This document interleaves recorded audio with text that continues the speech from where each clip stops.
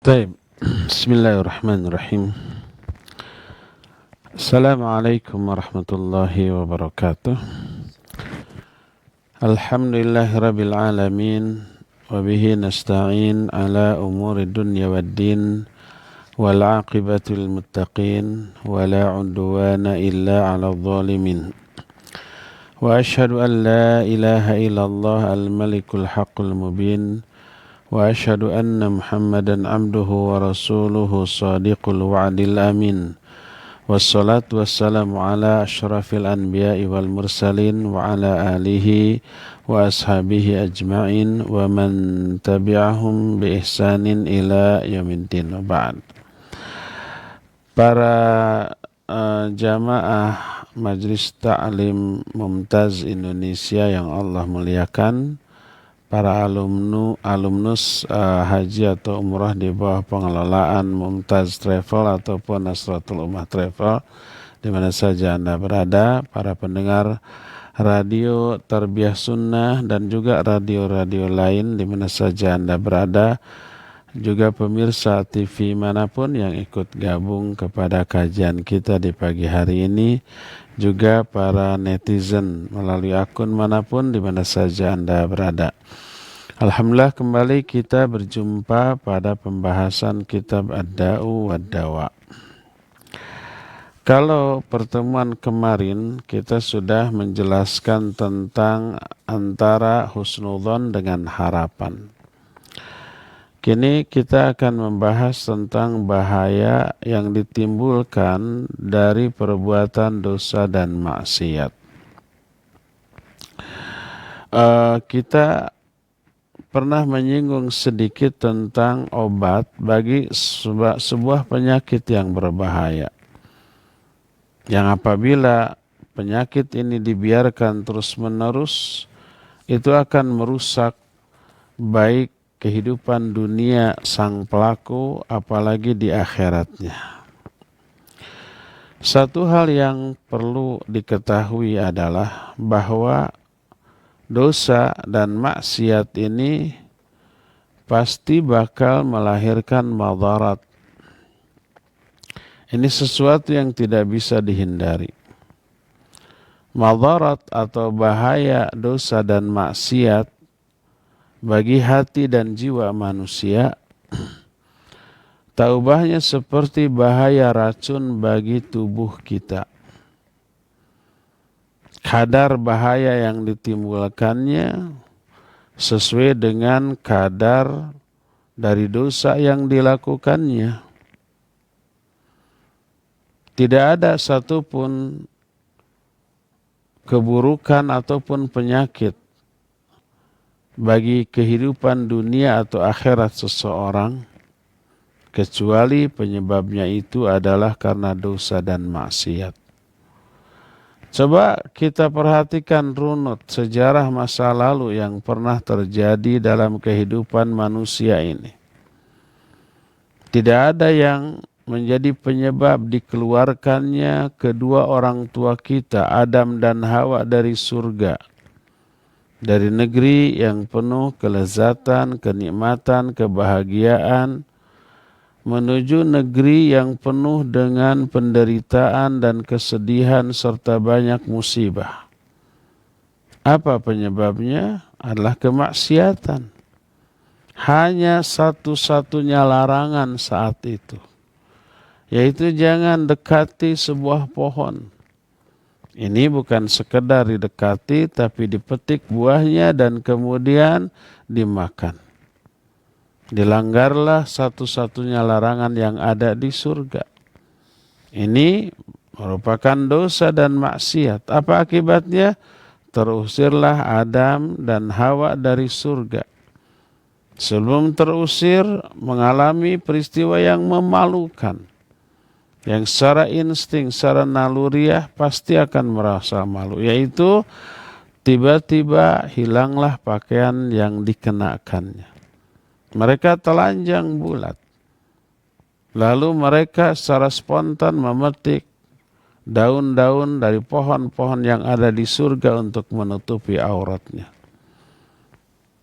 Setelah itu barulah terusir dari negeri yang penuh dengan kebahagiaan, kelezatan, kenikmatan, menuju satu negeri yang sebaliknya, dipenuhi masalah, dipenuhi keburukan, dipenuhi dengan penderitaan, kanyeri, kaperih dalam kehidupan, yaitu negeri alam dunia.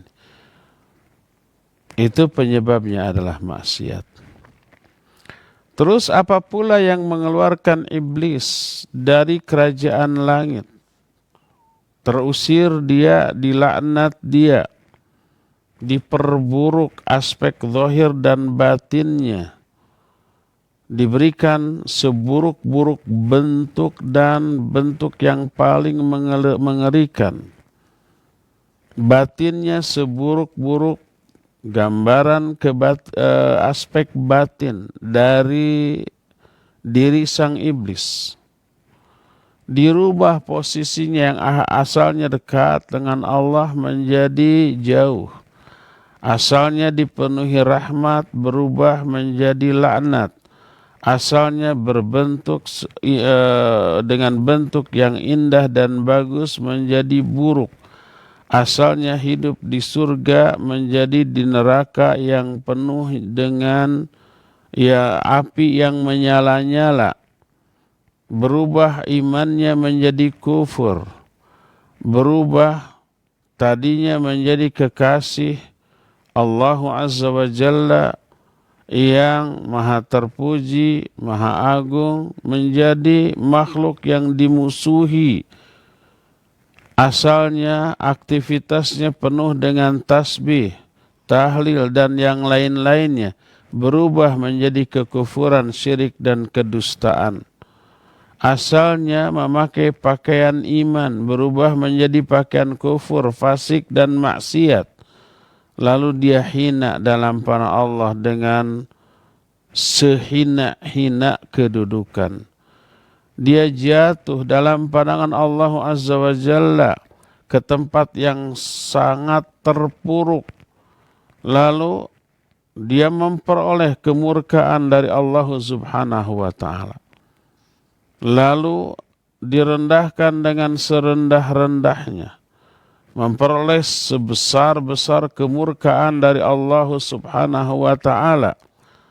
Iblis berubah menjadi sesosok makhluk yang menjadi penuntun setiap orang yang fasik dan berdosa. Waliyadzubillah. Yang semoga Allah Azza wa Jalla melindungi kita dari seluruh penyimpangan, baik berupa menyelisihi perintahnya ataupun melanggar larangan-larangannya. Semua itu teralami oleh iblis hanya karena kemaksiatan, hanya karena dosa. Lihat lagi umpamanya di zaman Nabi Nuh alaihi salatu wassalam. Apa yang menjadi penyebab datangnya banjir air bah yang sangat dahsyat. Sampai gunung puncak tertinggi pun terendam oleh dahsyatnya air. Semuanya itu karena dosa dan kemaksiatan. Apa sih yang menjadi penyebab dikirimnya angin ke kaum Ad? Sampai saking dahsyatnya angin ini, kuburan pun terbongkar. Jasad-jasad yang sudah tertanam di dalam tanah berhamburan keluar. Seolah-olah mereka itu adalah pohon-pohon kurma yang bergelimpangan. Seluruh rumah tinggal mereka hancur karena kena angin ini. Ladang-ladang tanaman-tanaman mereka, binatang-binatang ternak mereka, seluruhnya itu musnah, seluruhnya binasa. Sehingga mereka itu menjadi ibrah bagi umat-umat terkemudian sampai hari kiamat. Apa pula yang menjadi penyebab diutusnya teriakan yang dahsyat kepada kaum Tsamud, sehingga hati dan jiwa mereka saking ketakutannya, mereka itu sampai hatinya itu kosong, mengawang-awang, tak punya rasa sampai mati dalam keadaan demikian. Semuanya itu baik apa yang menimpa kaum Ad ataupun kaum Tsamud menjadi ibrah dan pelajaran bagi umat sampai hari kiamat. Penyebabnya adalah dosa dan kemaksiatan yang mereka lakukan. Apa pula yang menyebabkan kaum Lut itu ditenggelamkan oleh Allah Azza wa Jalla? Para malaikat mendengar gonggongan anjing-anjing mereka. Kemudian itu tanahnya diangkat, kemudian dibalikan, bagian atas di bawah, bagian bawah di atas. Sehingga binasalah semuanya. Setelah itu diikuti oleh batu-batu yang berjatuhan dari langit menghujani mereka. Allah memadukan berbagai jenis siksa yang belum pernah Allah berikan kepada umat-umat sebelumnya ataupun setelahnya. Oleh karena itulah maka apa yang akan terjadi berupa azab. Wa ma hiya minadh-dhalimina biba'id. Dan azab Allah ini kepada orang-orang zalim seperti itu tidak jauh, tidak mustahil, akan menimpa. Apa pula yang menjadi penyebab diutusnya awan panas ke kaum Nabi Syuaib? Awan yang menaungi di atas mereka. Ketika awan yang berhembus dari jauh itu berada tepat di atas kepala mereka, maka jatuhlah hujan. Hujan yang jatuhnya bukan air tetapi api yang menyala-nyala. Hujan api yang turun dari awan dari langit kepada kaum Nabi Syuaib. Apa penyebabnya? Penyebabnya adalah karena dosa dan kedurhakaan mereka. Termasuk apa yang dialami oleh Fir'aun laknatullahi alaih dan kaumnya. Mereka itu ditenggelamkan di laut. Ruh-ruh mereka dikirim ke neraka Jahannam, sedangkan jasad mereka tenggelam di lautan. Apa yang menjadi penyebab? Karena dosa dan kedurhakaan Fir'aun dan bala tentaranya. Masih di zaman yang sezaman dengan Fir'aun ada orang yang amat sangat kaya raya, yaitu si Qarun, dengan hartanya yang sangat melimpah. Sehingga kunci gudang kekayaannya saja itu harus digotong dengan 12 orang manusia-manusia yang terut. Itu hanya kunci gudang kekayaannya saja. Apa yang teralami oleh Qarun ini diamblaskan, ditenggelamkan ke dalam tanah beserta rumahnya, beserta keluarganya, beserta hartanya, terkubur semua. Apa yang menjadi penyebab? Dosa dan maksiat. Termasuk juga apa yang terjadi pada generasi-generasi seusai Nabi Nuh alaihissalatu wassalam. Diazab dan dihancurkan masih dalam kehidupan di dunia. Termasuk kaum Sahibu Yasin atau sebagian ulama menyebutnya Nabi Yasin. Mereka juga durhaka kepada dakwah yang dikeserukan oleh orang yang diutus ke tengah-tengah mereka. Azabnya berupa teriakan dahsyat yang mematikan mereka dalam keadaan berdiri. Apa pula yang menyebabkan diutusnya berbagai macam jenis azab kepada kalangan Bani Israel? Berupa apa? Berupa dikirimnya orang yang memiliki kekuatan yang dahsyat.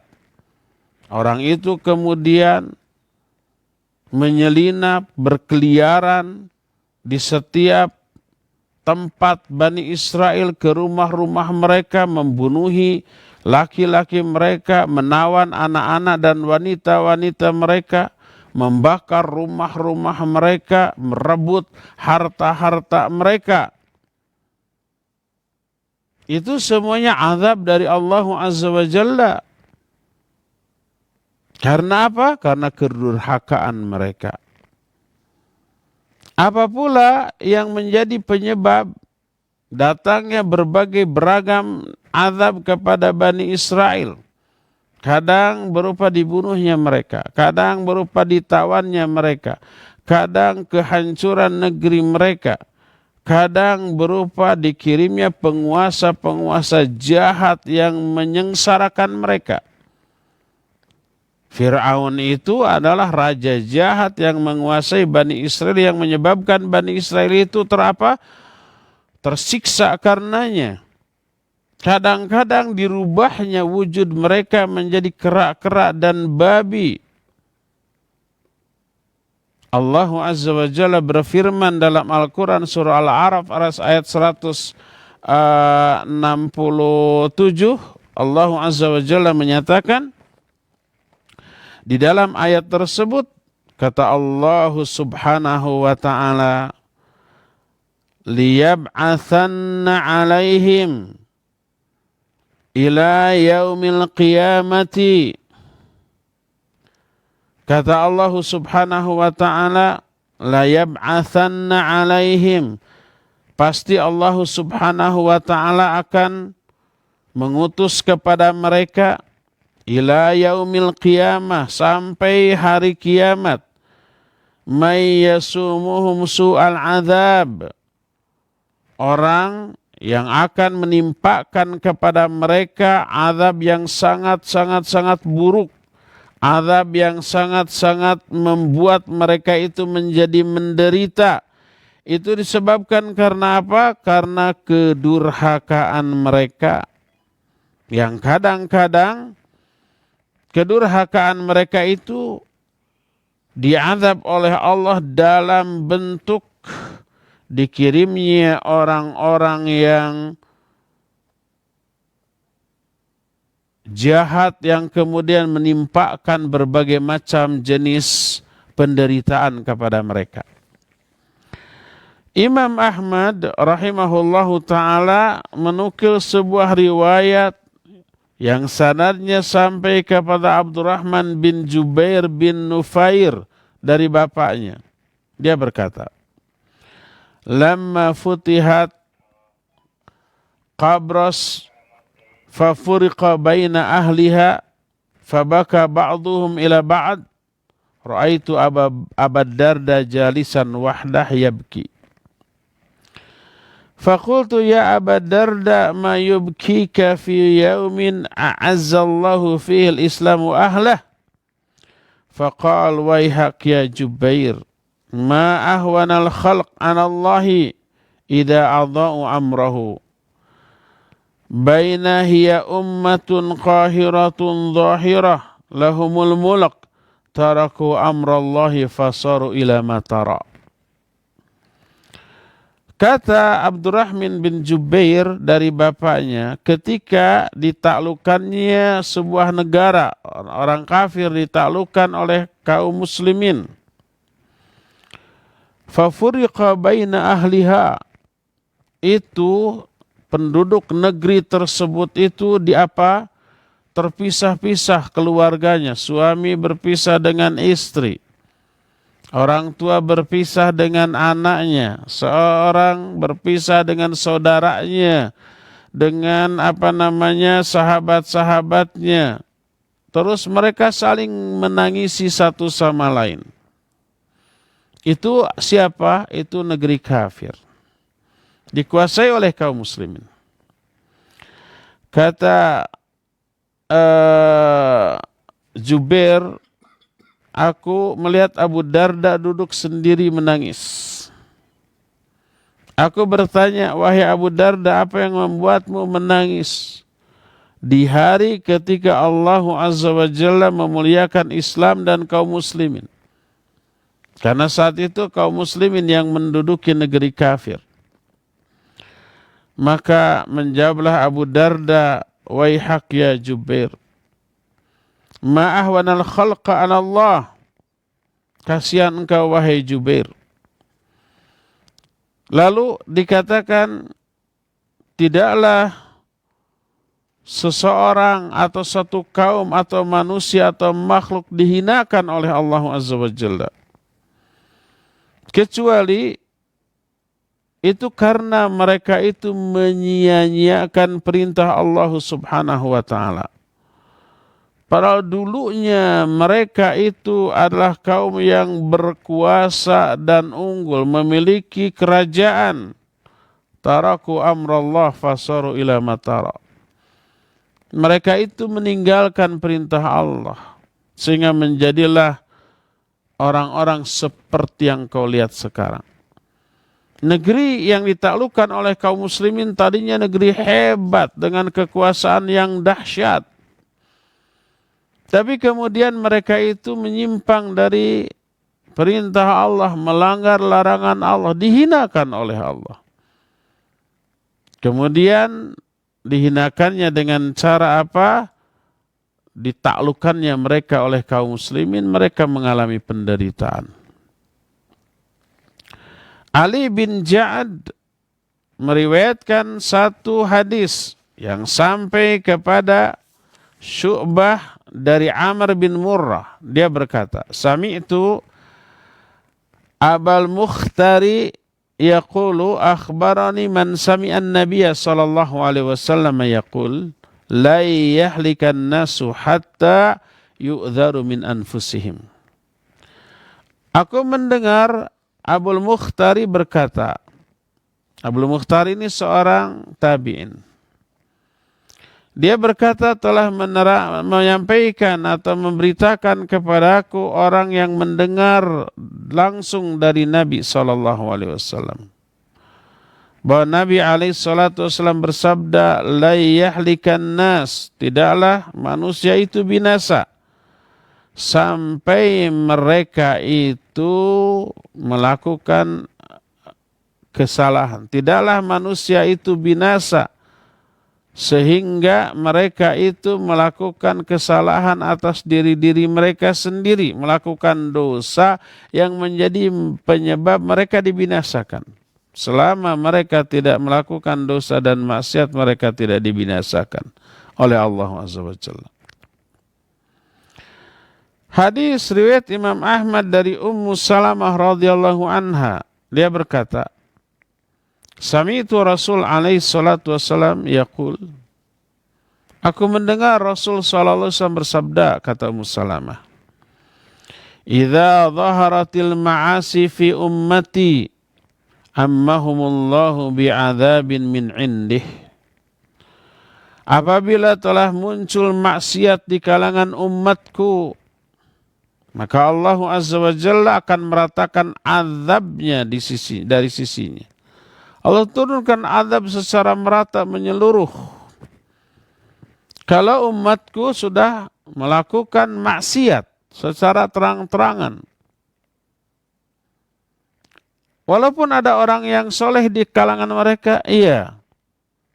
Kata Ummu Salamah, faqultu ya Rasulullah, amma fihim yawma idin unasun solihun. Wahai Rasulullah, apa itu akan terjadi sekalipun di tengah mereka ada orang-orang yang soleh? Orang solehnya masih banyak, tapi lebih dominan dosa dan kemaksiatan yang dilakukan oleh orang-orang durhakanya. Apa itu akan terjadi? Apakah azab Allah itu akan merata menimpa semuanya, semua umatmu, sekalipun banyak orang-orang yang soleh? Dijawab bala. Ya. Qultu, aku bertanya lagi, fa kaifa yusna'u biulaik? Lalu apa yang akan teralami oleh orang-orang yang soleh tersebut?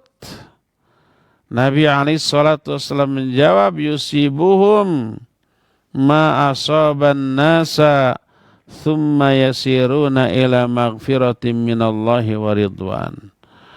Mereka pun akan mengalami apa yang dialami oleh umumnya manusia. Kalau azab itu turun, mereka juga kena. Kemudian mereka ini akan memperoleh ampunan dan keridhaan dari Allah Subhanahu wa ta'ala. Jadi di dunianya tetap mereka terkena dengan musibah yang Allah turunkan sebagai azab bagi para manusia yang melakukan kedurhakaan tersebut. Ada lagi riwayat lain dalam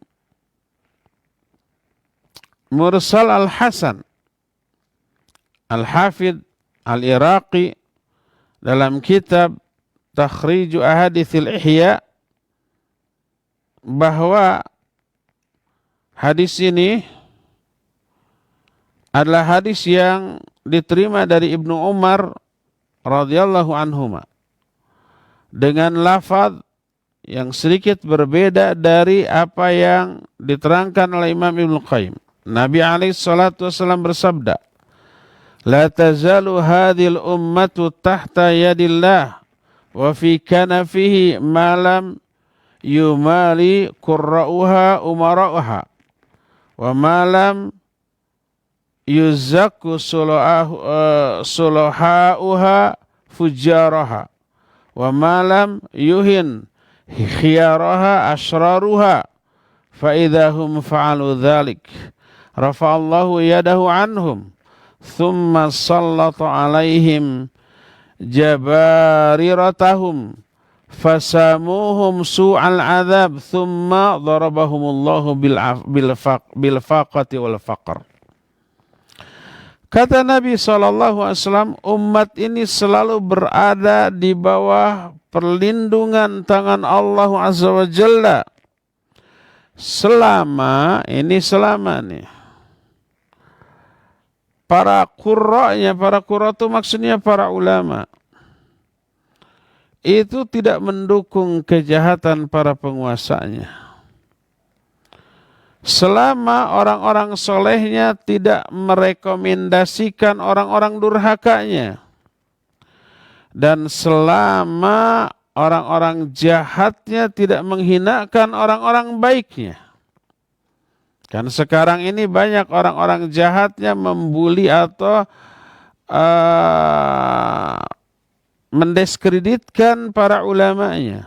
Orang-orang solehnya didiskreditkan, dimusuhi, dimarginalkan, dipojokkan, difitnah, dibunuh karakternya.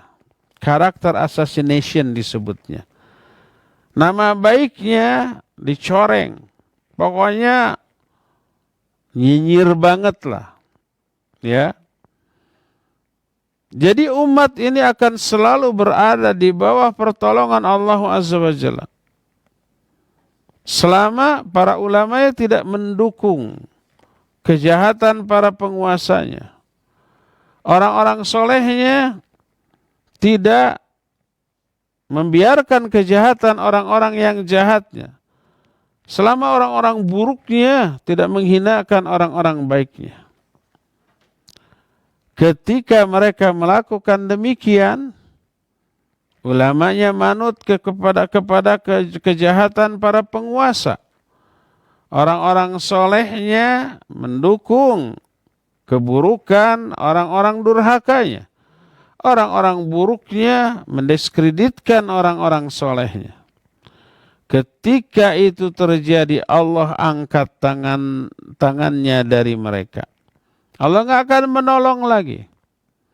Kemudian Allah akan kuasakan kepada mereka penguasa-penguasa jahat yang akan memberikan penderitaan kepada mereka. Kemudian Allah timpakan kepada mereka kefakiran dan kemiskinan. Jadi kalau dalam suatu negeri yang mayoritas penduduknya muslim, lalu yang menjadi pemimpin adalah orang jahat, orang durhaka, lalu menyengsarakan rakyatnya, maka pada hakikatnya itu karena azab yang Allah berikan kepada rakyat tersebut. Karena jauhnya mereka dari perintah Allah. Perintah Allah diabaikan, larangan-larangannya malah dilanggar. Allah azab. Dengan cara apa? Dengan cara diberi penguasa jahat yang akan menyengsarakan mereka. Makanya solusi dari sebuah negeri yang mayoritas kaum muslimin yang memiliki penguasa jahat, ya tobat. Kembali kepada Allah dan Rasulnya. Tinggalkan dosa dan kemaksiatan. Nanti Allah cabut penguasa jahat tersebut dan Allah ganti dengan penguasa yang saleh. Dengan mekanisme yang Allah atur. Sekalipun negeri tersebut memberlakukan demokrasi umpamanya. Mestinya di atas kertas secara logika harusnya orang muslim yang soleh yang terangkat menjadi pemimpin. Karena mayoritas muslim. Tapi kenapa yang berkuasa itu seringkali orang kafir, kalau toh orang muslim yang terpilih orang muslim yang fasiknya. Yang anti-Islam, dia Islam statusnya, tapi menunjukkan permusuhan kepada Islam. Ada ya orang Islam yang kayak begitu? Banyak. Itu karena apa? Karena memang kedurhakaan mereka. Bukti nyata dari kedurhakaannya itu lebih memilih orang fasik daripada orang soleh. Dalam Musnad Imam Ahmad dari Thauban berkata Rasul alaihi salatu wassalam tentang salah satu efek buruk yang ditimbulkan dari dosa dan maksiat adalah beliau bersabda, innar rajula la yuhramu rizqa bidzambi yusibuh. Seseorang akan terhalang dari rizki karena dosa yang dilakukannya. Dosa itu menghalangi turunnya rizki. Ini sebuah hadis yang diriwayatkan oleh Imam Abu Daud dalam kitab sunannya, juga oleh Imam Abu Nuaim dalam Al-Hilyah. Sanadnya hasan dari Sauban radhiyallahu an. Berkata Rasul alaihi salatu wassalam, yushiku an tada'a alaikum al-umam min kulli ufuq kama tada'a al-akalatu ala qas'atiha. Qulna ya Rasulullah amin killatin bina yawma idh. Qal antum yawma idhin kathirun walakinnakum gutha'un ka gutha'is sail. Gutha'un ka gutha'is sail. Tunza'ul mahabatu min qulubi aduwikum wa yuj'alu fi qulubikumul wahn. Qalu wa mal wahnu? Qal hubbud dunya wa karahatul maut. Tak lama lagi umat-umat lain akan mengeroyok kalian dari semua ufuk, semua arah. Umat lain itu agamanya selain Islam, bisa Yahudi, bisa Nasrani, bisa Hindu, Buddha, ateis atau apapun. Akan mengeroyok kalian sebagaimana sekelompok orang rakus mengelilingi hidangan makanan. Bayangkan, hidangan datang orang-orang rakus yang kelaparan. Berebut, bancakan kata orang Sunda. Suatu saat umat Islam itu akan seperti itu, diperebutkan oleh umat-umat lain. Kami bertanya, wahai Rasulullah, apakah hal itu disebabkan karena kami sedikit pada saat itu? Jumlah kami minoritas. Dijawab, kalian saat itu banyak, mayoritas. Tapi kalian itu seperti buih yang dibawa oleh arus air yang mengalir.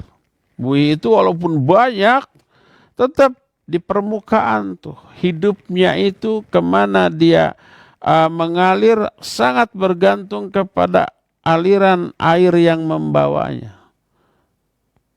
Muncul dari tengah lautan buih dengan jumlah yang banyak. Terbawa oleh ombak ke pantai, dihempaskan.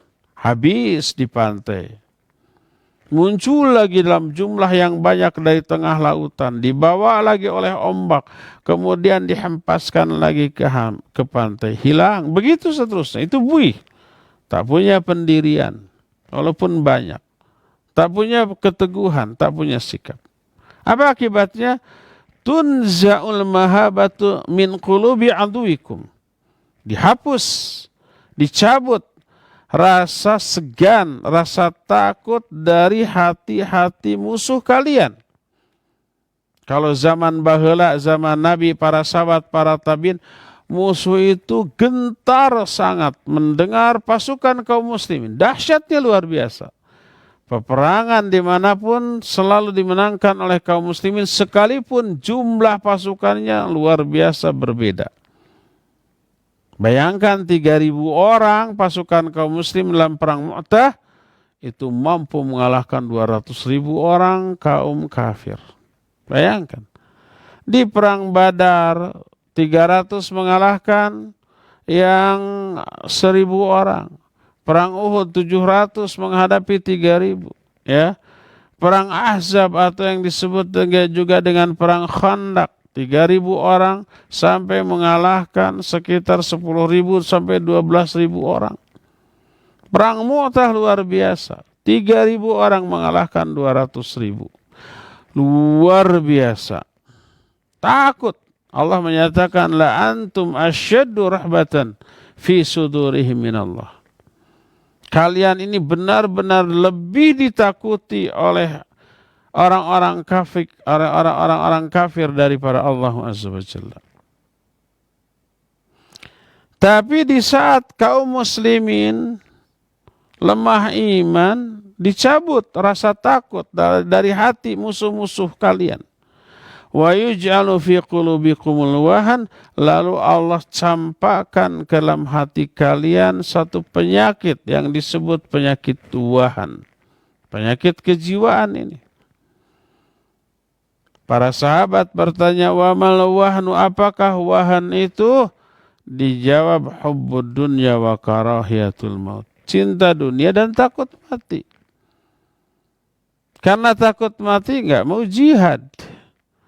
Karena takut mati diini itu kan oleh orang kafir, diam tak melawan, dihinakan, diinjak, diam tak melawan. Karena cintanya kepada dunia. Jadi di saat kaum muslimin cinta dunia dan takut mati, saat itu mereka menjadi barang mainan orang-orang kafir yang minoritas. Ada nggak sebuah negara mayoritas Islam, Muslim, tapi kehidupannya diatur oleh segelintir orang-orang kafir? Ada banyak. Yang berkuasa statusnya Muslim, tapi menjadi boneka orang-orang kafir. Sehingga kebijakannya sangat merugikan kaum muslimin. Ada nggak negara yang seperti itu? Ada, mungkin banyak. Nah, ini dikuasakannya orang-orang durhaka, jahat yang menyengsarakan kaum muslimin sebagai azab dari Allah karena kedurhakaan atau jauhnya kaum muslimin tersebut dari ajaran Islam. Dalam Musnad Ahmad, hadis dari Anas radhiyallahu an, bagaimana dosa dan maksiat bisa menimbulkan bahaya bagi pelakunya di dunia sampai di akhirat. Kata Rasul alaihi salatu wasallam, lamma urija bi marartu biqaumin lahum adfarun min nuhasin yakhmishuna biha wujuhahum wa sudurahum. Faqultu man haula'i ya Jibril? Qal haula'i alladhina ya'kuluna luhuman nas wa yaqa'una fi a'radihim. Ketika aku dimi'rajkan, aku berjumpa dengan satu kaum.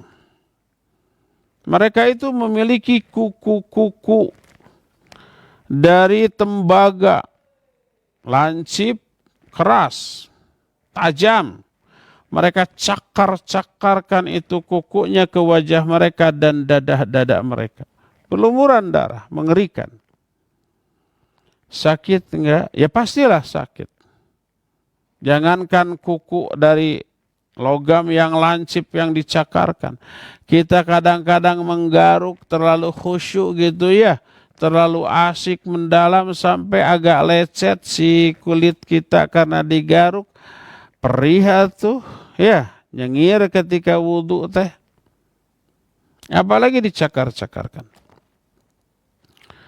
Aku bertanya, siapa mereka itu wahai Jibril? Dijawab oleh Jibril, mereka adalah orang-orang yang suka memakan daging-daging manusia. Ini ungkapan, maksudnya suka menggibahi orang. Karena menggibahi diungkapkan sama dengan memakan daging bangkai manusia yang sudah mati. Allah berfirman, wala yaghtab ba'dukum ba'dha ayuhibbu ahadukum ayyakula lahma akhihi maitan fakarihtumu. Jangan sebagian kalian menggibahi sebagian yang lain. Suka enggak kalau kalian memakan daging bangkai saudara kalian yang sudah mati? Pasti enggak suka.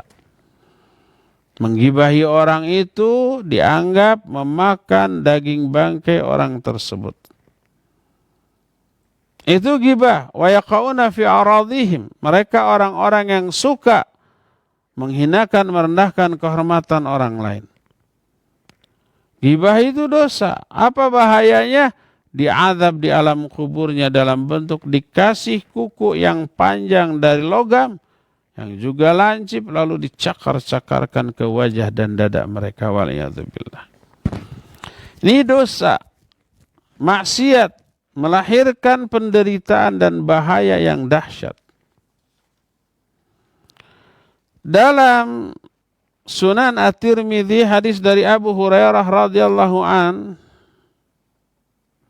berkata Nabi sallallahu alaihi wasallam, yakhruju fi akhir zaman qaumun yakhtiluna ad-dunya bid-din wa yalbasuna lin-nasi musukadha'an minal lin alsinatuhum ahla minas sukar wa qulubuhum qulubudz dhi'ab. Yaqulullahu azza wa jalla abiya yaghtarun wa alayya yajtari'un fiyya khalaqtu afiyya halaftu la'ab'athanna ala ulaika fitnatan tada'ul halima fiha hayran. Kata Rasul sallallahu alaihi wasallam, akan muncul satu kaum di akhir zaman.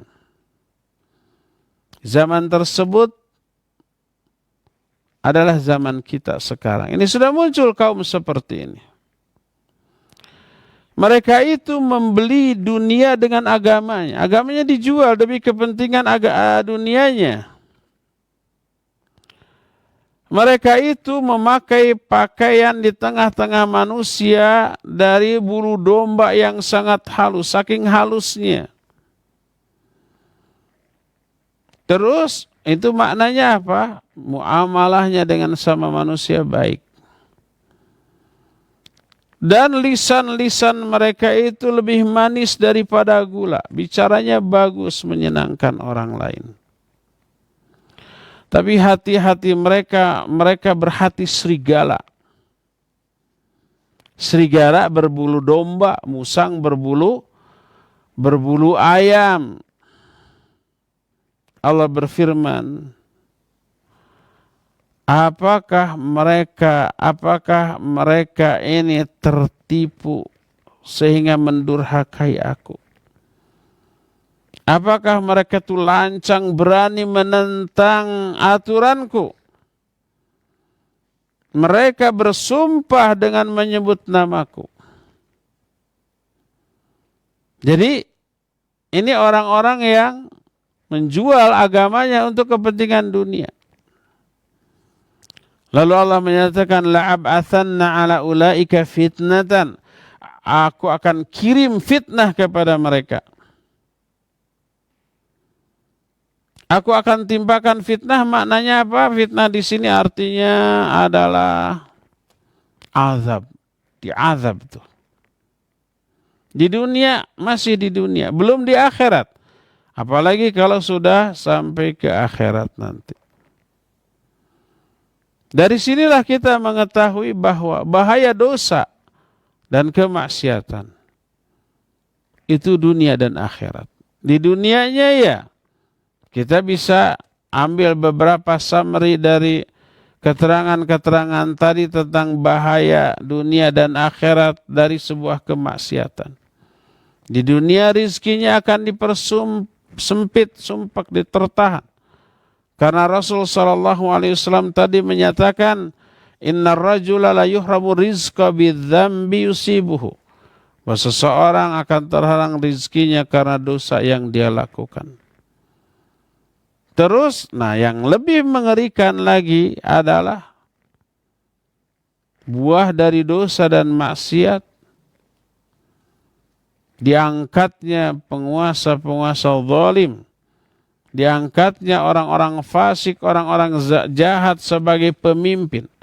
Allah Azza wa Jalla yang mengatur, yang mengkondisikan. Kalau suatu komunitas kaum muslimin durhaka, Allah akan kondisikan sehingga orang-orang jahatnya yang akan terpilih menjadi pemimpin. Lalu pemimpin itu menyengsarakan kehidupan dunia mereka. Sebagaimana yang diterangkan dalam hadis-hadis yang tadi dikemukakan. Jadi terpilihnya pemimpin jahat yang menyengsarakan itu azab dari Allah Azza wa Jalla atas kedurhakaan kaum muslimin. Dengan demikian solusinya jelas. Apa? Tobat dari dosa itu. Tinggalkan dosa dan maksiat. Kembali kepada ajaran Allah Azza wa Jalla, laksanakan perintahnya, jauhi semua larangannya. Allah akan hapus dosanya, Allah akan hapus kesalahan-kesalahannya, Allah akan angkat azab. Kalau azab tadi berupa disertkannya rizki, Allah akan limpahkan lagi rizkinya kepada mereka. Kalau azabnya berupa wabah seperti corona ini, nanti Allah akan angkat lagi wabah tersebut. Kalau azabnya itu berupa diberikannya penguasa yang jahat dan zalim, nanti Allah yang akan mengaturnya. Penguasa jahat ini Allah akan berhentikan dengan cara yang Allah kehendaki. Bisa dimatikan, bisa diturunkan dengan alasan baik kesehatan atau apapun, dan nanti Allah akan berikan ganti pemimpin yang adil dan bijaksana yang akan mensejahterakan kehidupan rakyatnya. Pemimpin yang adil adalah anugerah atas kesolehan rakyatnya. Pemimpin yang jahat dan buruk adalah azab atas kedurhakaan warganya. Itu di dunia. Adapun di akhirat, maka bahaya yang Allah akan timpakan kepada para pelaku dosa dan maksiat jauh lebih dahsyat lagi daripada apa yang mereka alami di dunia. Ya. Inilah beberapa bahaya dari dosa dan maksiat. Kita belum tuntas membahas hal ini, tapi waktunya sayang sudah tidak mencukupi untuk dilanjutkan. Insya Allah keterangan tentang hal ini akan kita teruskan di hari Senin yang akan datang. Sekarang kita masuki sesi tanya jawab, dan kepada ACP dipersilakan untuk memandu tanya jawab dengan pendengar dan pemirsa. Wassallallahu ala nabiyina Muhammadin wa ala alihi wa wasallam. Mangga. Baik, syukran Ustadz atas pemaparan materi. Ikhwati iman azani Allah wa iyyakum. Silakan bagi antum yang akan bertanya bisa melalui line telepon di nomor 02286862637 atau bisa melalui pesan singkat ke nomor 081122711476. Baik, sudah ada penelpon yang masuk. Silakan. Ya. Halo. Ya, silakan, sudah masuk. Assalamualaikum warahmatullahi. Waalaikumsalam warahmatullahi wabarakatuh. Dengan Bapak siapa di mana? Dengan Tasli dari Sukahaji. Oh ya, Pak Tasli. Pak Tasli, silakan, Pak. Barakallahu fiik, Ustaz. Ustaz, saya ingin bertanya perihal ada yang mentafsirkan atau menjadikan dalil, katanya surat Maryam ayat 15 dan ayat 33 itu bisa dijadikan sandaran untuk merayakan ulang tahun. Nah, ini gimana Ustaz? Mohon penjelasannya Ustaz. Jazakallah khairan katsiran. Assalamualaikum warahmatullahi wabarakatuh. Waalaikumsalam warahmatullahi wabarakatuh. Barakallahu fiik Pak Taslih di Sukahaji.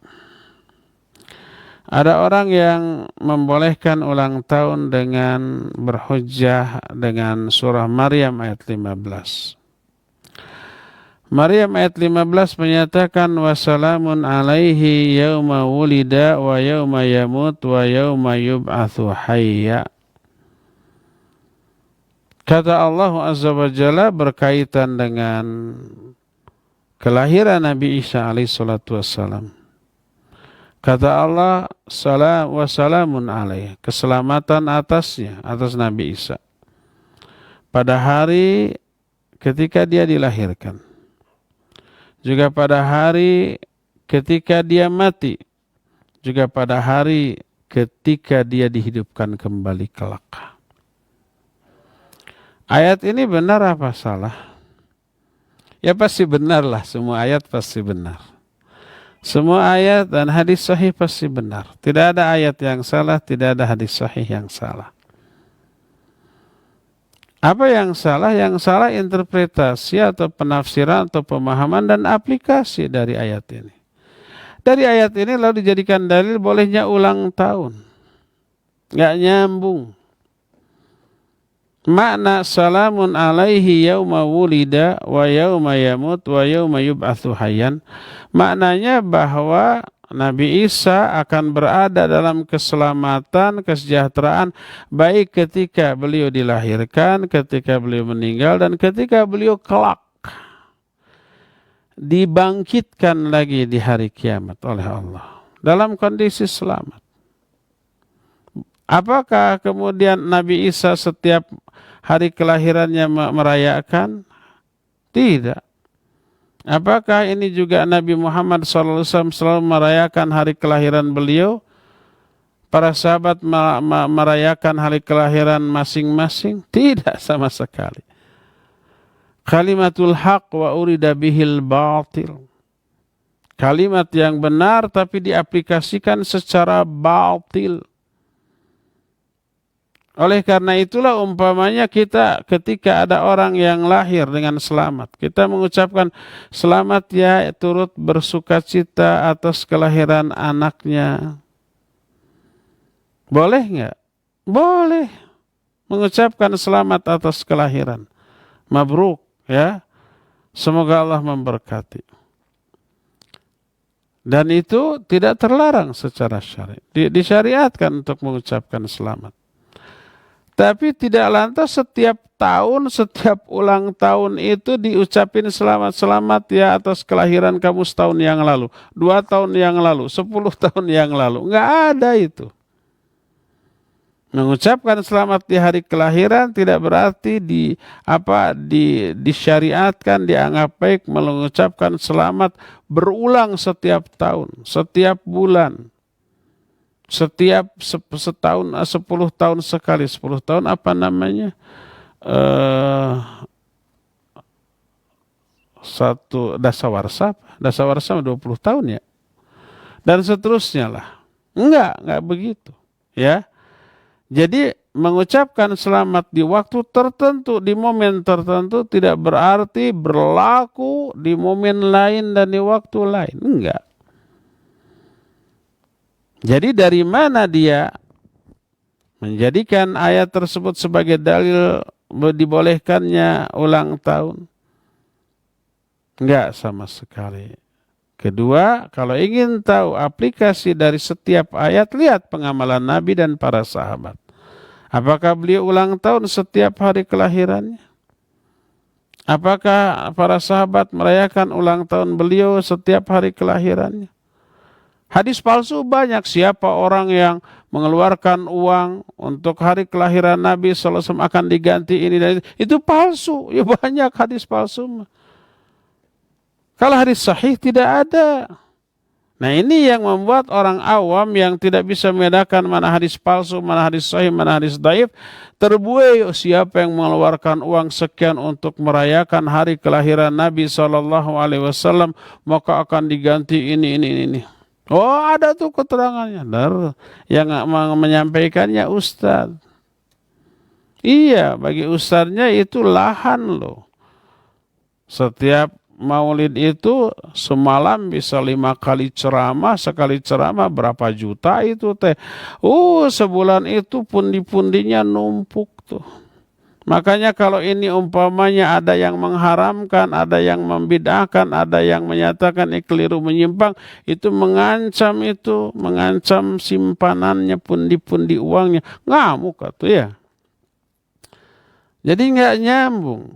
Membolehkan adanya ulang tahun baik setiap individu atau ulang tahun seseorang, termasuk ulang tahun Nabi Isa dirayakan ya, apalagi bukan bulan Desember. Bukan 25 Desember.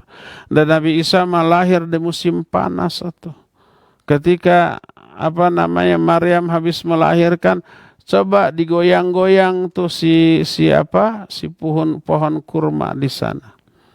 Maka akan berjatuhan. Pohon kurma itu hanya berbuah dan matang buahnya di musim panas, bukan di musim dingin. Musim dingin mah nggak ada buahnya. Bulan Desember adalah bulan musim dingin ketika salju turun. Tak ada pohon-pohon yang masih tersisa kecuali cemara. Ya, pohon lain itu di musim gugur gundul sudah tuh. Karena tadinya udaranya panas, ya, di musim panas summer tuh. Lalu secara drastis tiba-tiba hawa itu dingin. Langsung si daun-daun itu layu, menguning, kemudian berguguran. Anginnya bertiup kencang, disebutlah musim gugur. Pas masuk winter atau musim dingin, semua pohon itu sudah tinggal batangnya, nggak ada daunnya. Kayak mati gitu, hitam gitu. Padahal nggak mati itu. Semuanya pohon-pohon itu tidak ada yang berdaun, kecuali satu, pohon cemara. Itu mah masih ada daunnya, sebab daunnya tidak rubak, tidak lebar, hanya kecil-kecil gitu ya. Makanya kenapa Natal itu hanya memakai daun pohon cemara? Karena itu satu-satu pohon yang masih berdaun, yang lainnya sudah gundul. Nabi Isa lahir ketika Ketika kurma itu matang, itu musim panas, bukan musim dingin. Terus dirayakan di hari yang bukan kelahirannya. Walaupun di hari memang kelahirannya nggak ada syariatnya. Jadi ayatnya pasti benar, tapi aplikasinya yang keliru. Ya, mengadopsi kebiasaan orang kafir menjadi kebiasaan orang Islam, lalu ditunjang dengan ayat yang dipaksa-paksakan. Ya, keliru. Wallahu a'lam bishawab. Silakan lagi. Baik, syukran Ustadz atas jawabannya. Kita kembali ke penanya melalui telepon. Ya, silakan. Halo. Assalamualaikum. Waalaikumsalam. Assalamualaikum warahmatullahi wabarakatuh. Assalamualaikum Ustadz. Waalaikumsalam. Siapa Bu, di mana? Bu Yati, Malangberin. Ya, silakan Bu Yati. Ini ada teman Ustadz yang ini dia teh sakit gitu tahunan, tapi dia selalu saum sunnah. Kalau enggak teh katanya udah kebiasaan lah saum gitu. Apakah bagi dia itu teh dosanya gimana gitu Ustaz? Boleh enggak? Tapi kuat kalau saum itu. Sakit apa Bu? Sakit dalam Ustaz. Sakit dalam. Halo Bu Yati, putus-putus. Oh. Ya. Iya, udah pertanyaan gitu? Iya itu. Iya. Ustaz, jazakumullah khairan. Iya. Assalamualaikum warahmatullahi wabarakatuh. Iya, afwan wa jazakillahu khairan, wa waalaikumsalam warahmatullahi wabarakatuh.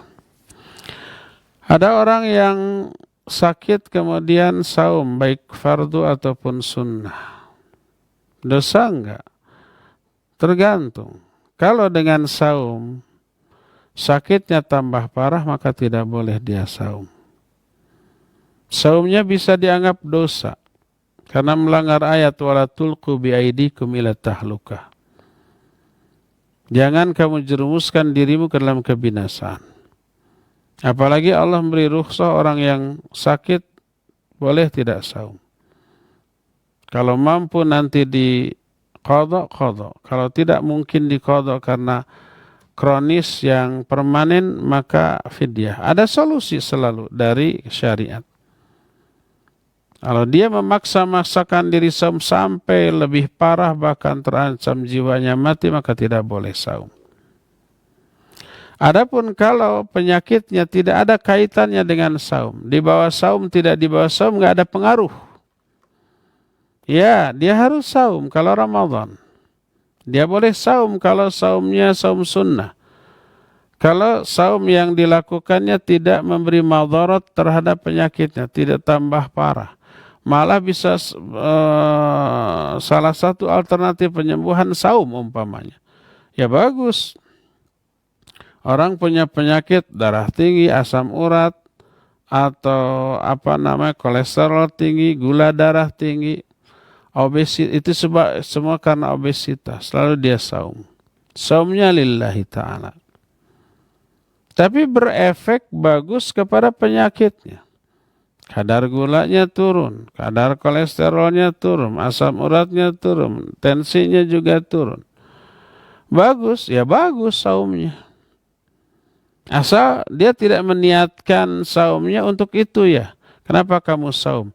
Supaya kadar gula saya turun, kolesterol saya turun, tensi saya turun, supaya berat badan juga turun. Nanti kalau ceking lagi ya saya akan makan banyak lagi. Ah, itu mah berarti niat saumnya untuk diet. Dapat pahala enggak? Enggak dapat pahala. Karena niatnya bukan karena Allah. Ada manfaatnya? Ya ada, minimal sehat tadi, ya. Jadi kalau saumnya tersebut tidak berpengaruh apa-apa kepada penyakitnya, maka boleh. Kecuali kalau tambah memperparah, maka tidak boleh saum. Dia tidak berdosa dengan saum kalau saumnya tidak berpengaruh apapun kepada penyakitnya. Ya, wallahu a'lam. Silakan lagi. Ya, baik. Syukran Ustadz atas jawabannya. Kita beralih dulu ke penanya melalui pesan singkat. Assalamualaikum Ustadz, semoga selalu dalam lindungan Allah Subhanahu wa taala. Tidak menyebutkan namanya. Jika Allah menutup aib kita di dunia, akankah Allah tutup aib kita di akhirat? Jika iya, bagaimana meraihnya? Bagaimana bentuk penutupan aib oleh Allah di akhirat? Adakah doa untuk meraih muraqabah selain terus mendalami tauhid, Ustadz? Silakan. Baik, barakallahu fik. Apakah kalau Allah menutup aib dia di dunia pasti ditutup juga di akhirat? Tidak. Ada orang yang aibnya ditutup di dunia tapi di akhirat dibuka dan diazab. Ada juga orang yang aibnya dibuka di dunia tapi di akhirat diampuni. Mungkin. Dan yang terbaik adalah orang yang aibnya ditutup di dunia, ditutup di akhirat dan diampuni. Itulah yang disebut dengan maghfirah. Makna maghfirah adalah ditutupnya aib dia di dunia, ditutup pula di akhirat dan diampuni. Adapun ditutupnya di dunia artinya dosanya itu dirahasiakan. Hanya dia yang tahu dengan Allah Azza wa Jalla. Yang lain nggak tahu. Orang terdekatnya tidak tahu. Karena dia melakukan dosa itu secara sembunyi-sembunyi. Takut ketahuan, iya takut ketahuan. Malu kalau ketahuan, iya malu ketahuan. Dan oleh Allah juga ditutup di dunia, tidak dibongkar. Di akhirat ditutup juga. Innallaha, kata Rasul sallallahu alaihi wasallam, sesungguhnya Allah yukhlisu rajulan min ummati ala ru'usil khalaiqi yaumal qiyamah. Allah akan membebaskan, menyelamatkan salah seorang dari hambaku pada hari kiamat di hadapan seluruh makhluk. Allah panggil dia, lalu Allah tutupkan satar. Satar itu gordeng atau penutup. Hanya Allah dan dia yang dia loh. Lalu Allah bertanya, ata'rifu dzamba kadza fi yaumi kadza wa kadza? Apa kamu mengakui dosamu ini di hari ini dan ini? Orang itu mengakui, ya. Bala ya Rabbi, ya saya akui. Terus semuanya. Sampai semua dosa-dosa yang dibukakan, yang diberitahukan hanya dosa-dosa kecil terlebih dahulu. Sebelum dosa besar. Hatta dhanna annahu halak. Sampai orang itu menyangka dia akan binasa, akan diazab oleh Allah. Ini baru dosa kecil, belum dosa besarnya. Allah mengatakan, qad satartu halaka fid dunya wa aghfiru lakal yaum wa aghfiru halakal yaum. Aku tutup dosa-dosamu itu ketika di dunia, dirahasiakan, tidak dibongkar, tidak diekspos, dan di hari ini dosamu itu semuanya aku ampuni, dihapus. Inilah yang disebut dengan maghfirah. Jadi kalau seseorang melakukan dosa, dosa itu ditutup oleh Allah di dunia, ditutup di akhirat, orang nggak tahu, dan diampuni, itulah dapat maghfirah. Kalau orang melakukan dosa, ditutup dosanya oleh Allah di dunia, tapi di akhirat diazab, orang itu nggak dapat maghfirah. Atau sebaliknya, orang yang berdosa oleh Allah dibongkar dosanya di dunia, sehingga semua orang tahu dan dia malu, tapi di akhirat diampuni, lumayan, tapi itu bukan disebut maghfirah. Tapi dapat ampunan di akhirat dari azab, iya, tapi keburu dibongkar di dunia juga. Jadi maghfirah itu adalah ditutupnya aib dan dosa orang itu di dunia dan diampuninya dosa tersebut di akhirat sehingga tidak diazab. Bagaimana caranya agar kita memperoleh maghfirah seperti itu? Banyak. Di antaranya, pegang teguh sunnah Rasul sallallahu alaihi wasallam. Karena Allah berfirman, "Qul in kuntum tuhibbunallah yuhibbukumullah." Qul in kuntum tuhibbunallah fattabi'uni yuhibbukumullah wa yaghfir lakum dzunubakum.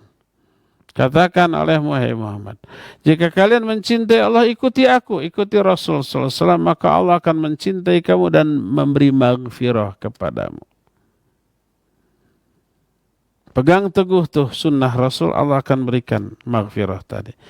Aib kita di dunia Allah tutup, di akhirat juga ditutup dan diampuni. Kedua, jaga lisan. Hanya mengatakan yang baik,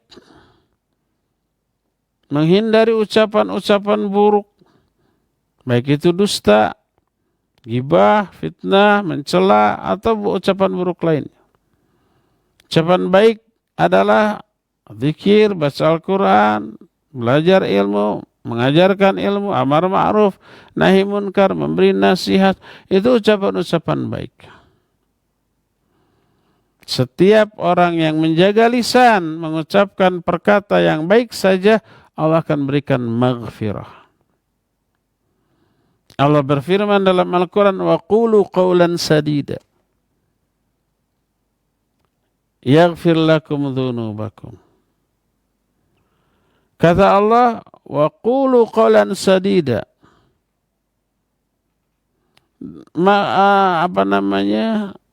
Ucapkan olehmu ucapan-ucapan yang baik.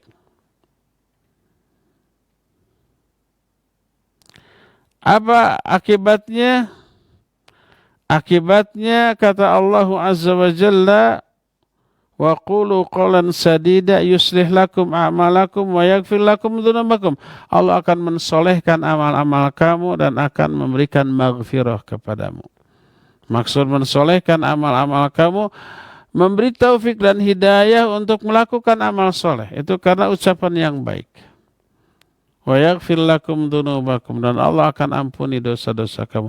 Allah akan berikan maghfirah kepada kamu. Nah, itu beberapa di antara amalan yang bisa mengundang turunnya maghfirah dari Allah Azza wa Jalla, ya. Dan banyak lagi amalan lain. Wallahu a'lam. Silakan lagi. Syukran Ustaz atas jawabannya. Kita kembali ke penanya melalui line telepon yang sudah masuk. Ya, silakan. Halo. Assalamualaikum warahmatullahi wabarakatuh. Waalaikumsalam warahmatullahi wabarakatuh. Pak Mul. Silakan Pak Mulyono. Ya. Ustaz, saya mau tanya, apa sebabnya Nabi Adam dan Hawa sampai berbuat maksiat, yaitu mengambil buah-buahan di surga. Sekian, Assalamualaikum warahmatullahi wabarakatuh. Waalaikumsalam warahmatullahi wabarakatuh. Apa penyebabnya? Salah satu penyebabnya terbujuk rayuan setan. Tertipu oleh perangkap yang dipasang oleh setan. Salah satu perangkapnya itu menghiasi kesalahan, dosa dan maksiat dengan istilah-istilah yang menggiurkan. Setan atau iblis berkata, hal adullukum ala syajaratil khuldi. Mau enggak aku tunjukkan kepada kamu pohon keabadian? Maka pohon apa namanya yang dilarang untuk didekati disebut, diberi istilah dengan istilah yang membuat orang tertarik, disebut syajaratul khuldi, pohon keabadian, yang mengisyaratkan makna siapa yang makan pohon ini akan abadi di surga, akan diberi kerajaan yang langgeng. Wa qasamahuma bil ghurur. Lalu iblis menguatkan bujukannya dengan sumpah. Sumpah. Jadi melihat perilaku iblis yang manis, kata-kata yang menggiurkan, santun, sopan, ditunjang dengan sumpah, lalu Adam dan Hawa percaya. Karena percaya, kemudian dia melakukan apa yang dibujukkan oleh iblis laknatullah alaih. Sehingga terlanggarlah apa yang Allah larang. Akibatnya terjerumuslah Adam Hawa ke dalam dosa dan maksiat sampai berakhir diusirnya dari surga untuk hidup di dunia. Jadi penyebabnya adalah termakan oleh rayuan syaitan laknatullahi alaih. Ya, wallahu alam. Silakan lagi. Atas jawabannya. Kita beralih ke penanya selanjutnya. Bismillah, Ustadz, amalan apa yang harus dilakukan agar terhindar dari penyakit wahan? Bagaimana perbandingan antara dunia dan akhiratnya? Jazakumullahu khairan. Silakan Ustadz. Iya, penyakit wahan adalah hubud dunya wa karahiyatul maut. Cinta dunia dan takut mati. Bagaimana obatnya? Cintailah akhirat, melebihi kecintaan kita kepada dunia. Itu gak ada kuncinya. Kalau itu sudah terjadi, gak akan lagi takut mati. Bagaimana caranya? Tadi, perbandingkan antara dunia dan akhirat. Dari segala segi, Nabi SAW menyatakan, mad dunya fil akhirah. Tidaklah perbandingan dunia dan akhirat. Kecuali seperti salah seorang di antara kalian memasukkan jarinya ke dalam lautan, kemudian angkat lagi. Fal yandur ila mayarji. Perhatikan kembali kepada air yang menetes ke lautan. Air yang menetes itulah dunia. Samudra yang amat luas itulah akhirat. Perbandingan dunia dan akhirat ibarat satu tetes air dibanding samudra yang amat sangat luas. Ini pertama. Kedua, Allah itu memiliki 100 nikmat. Satu nikmat Allah turunkan di dunia dan dibagikan ke seluruh makhluk. Satu rahmat Allah. Dengan satu rahmat yang terbagi-bagi ke seluruh makhluk. Ke para malaikat, ke manusia, ke jin, ke hewan. Semuanya. Entah ada berapa triliun jenis makhluk. Jumlah makhluk.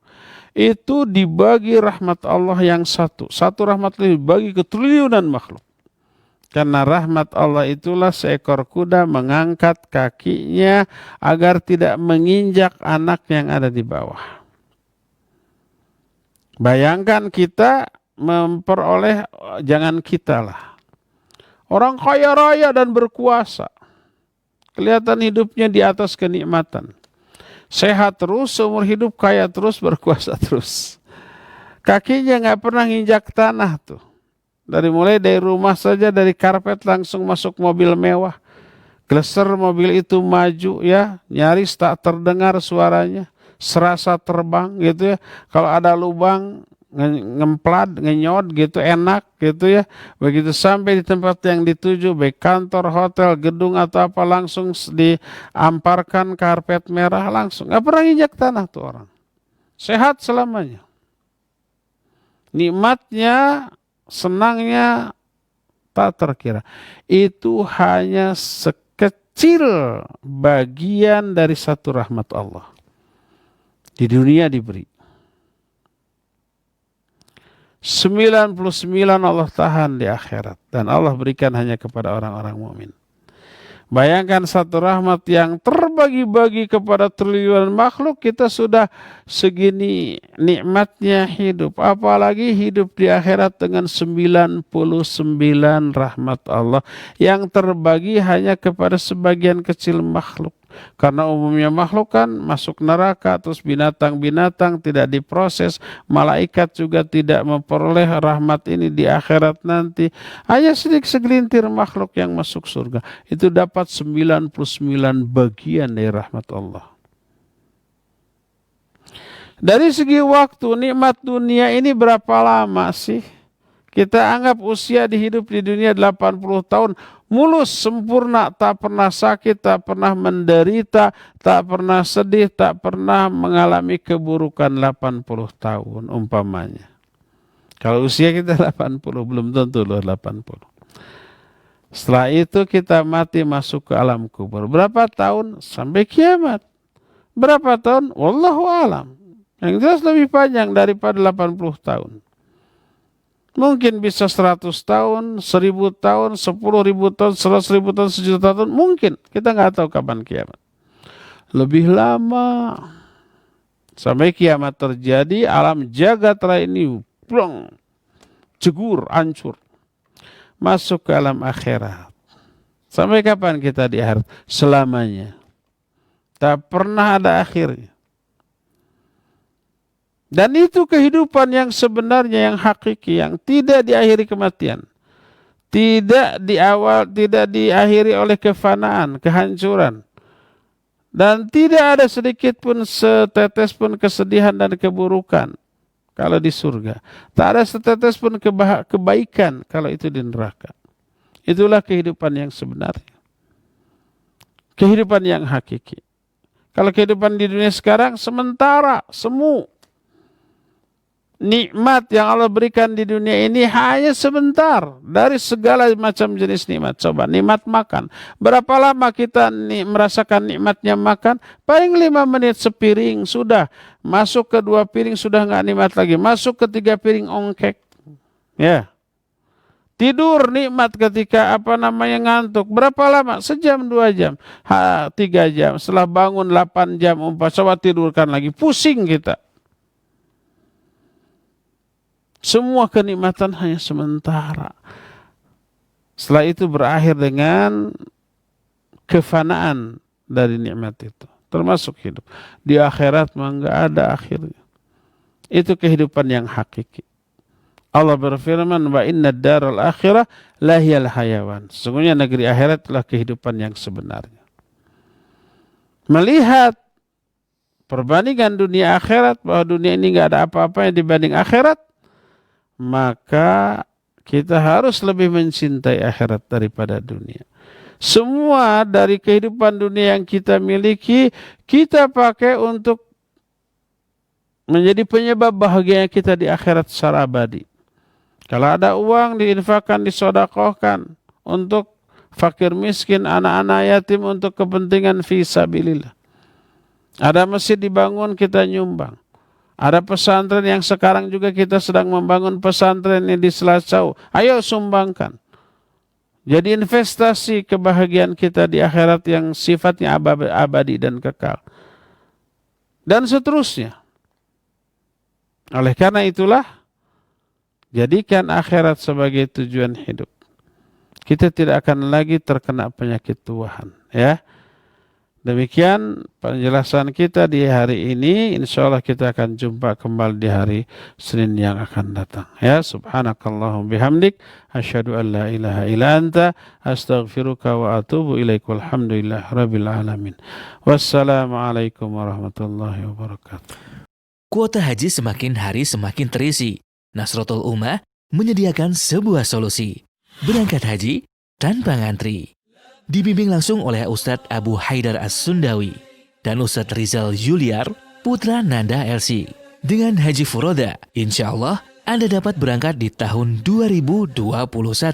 Jaminan 100% uang kembali jika tak pergi haji. Daftar segera. Hubungi 0812 1953 3422.